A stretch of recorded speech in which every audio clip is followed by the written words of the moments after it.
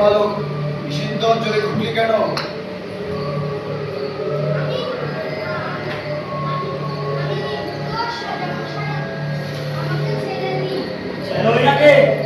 দক্ষিণরা আমাদের দেবতা। প্রণাম কর। বেশ বেশ, মহৎ পরিচয়।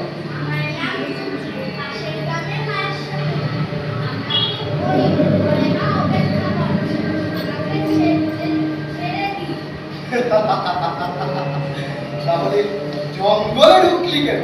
আমি ইচ্ছে করে আসিনি, প্রজাপতি কাকারা মধু সংগ্রহের জন্য এনেছিল, মাঝপথে হারিয়ে ফেলেছি। নির্বোধ বালক, মিথ্যা বলবি না।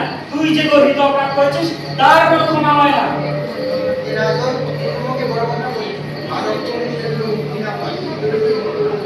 আমার বিচারে তুই গুরুতর অপরাধ করেছিস, এখন তার শাস্তি তোকে ভোগ করতেই হবে। মা বলেছিল যখনই বিপদে পড়বি তখনই তাকে স্মরণ করবি।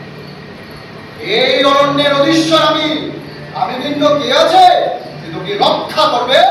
জয় মা বনবিবি, এই বিপদ থেকে রক্ষা করবে। কি বললি? বনবিবি?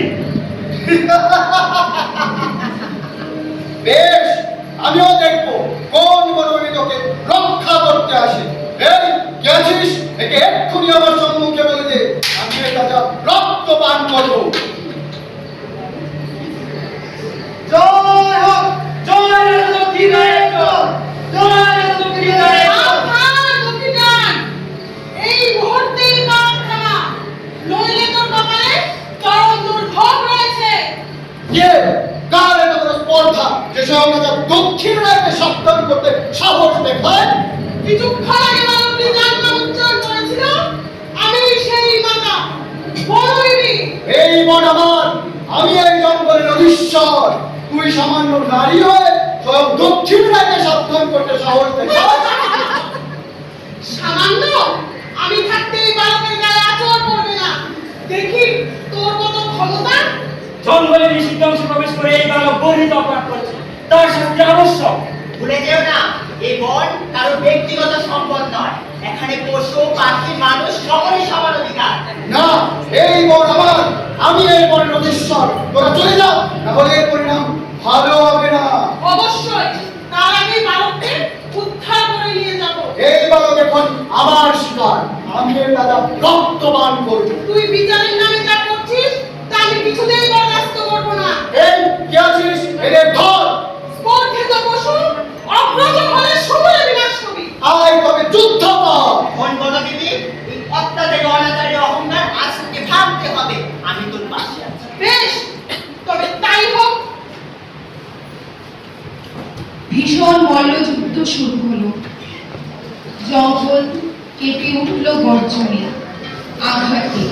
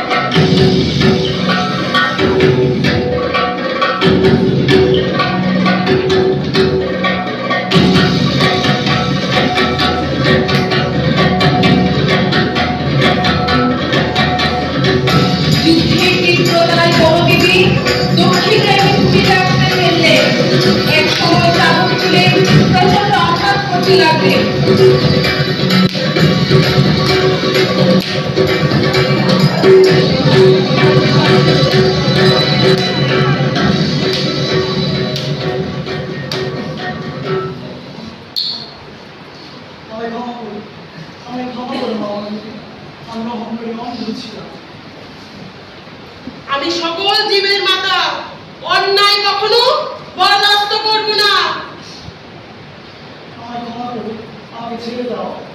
যে বনে লোভে আসে সে অবশ্যই শাস্তি পাবে, আর যে বাঁচার তাগিদে আসে সে অবশ্যই রক্ষা পাবে। আজ থেকে এই বনে সুশাসনের দায়িত্ব তোর তোমার আদেশ স্মরণে থাকবে মাতা। দুঃখী, আর ভয় নেই। এবার থেকে তুই নিশ্চিন্ত মনে আসতে পারবি। মা, তুমি আমাদের বাঁচিয়েছো, প্রণাম মা। কল্যাণ হোক। আজ থেকে তুই আমার সঙ্গে পূজিত হবি, তবেই তো লোকে তোর কাহিনী শুনে বেঁচে থাকার সাহস পাবে।